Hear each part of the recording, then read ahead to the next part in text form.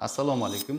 Hozirda eng dolzarb bo'lgan muammolardan biri ko'pchiligimizni qiynaydigan allergik rinit haqida gaplashamiz. O'zi allergik rinit nima?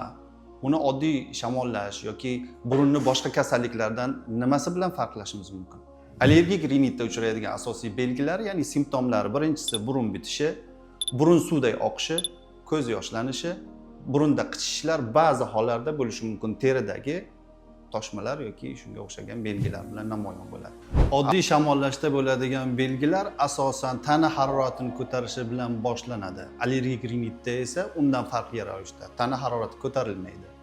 Oddiy burun kasalliklarida yoki oddiy shamollashda beriladigan preparatlar, antibiotiklar yoki boshqa preparatlar burunni yuvishdan keyingi bemorning holati yaxshilanadi.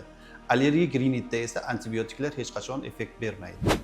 Allergik rinit sabablari chang, gulchangi, uy changi, hayvonlarni yungidan, oziq-ovqat mahsulotlaridan, klimat, ob-havo o'zgarishi, ekologik muammolardan bo'lishi mumkin. Ya'ni sabablari juda ko'p. Endi hammani qiziqtirayotgan savol: allergik rinitni o'zi qanday davolash kerak va kimga murojaat qilish kerak? Albatta, to'g'ri shifokor maslahatini olish va men doktor Saidov sizlarni Doktor Lormet klinikasida kutib qolaman.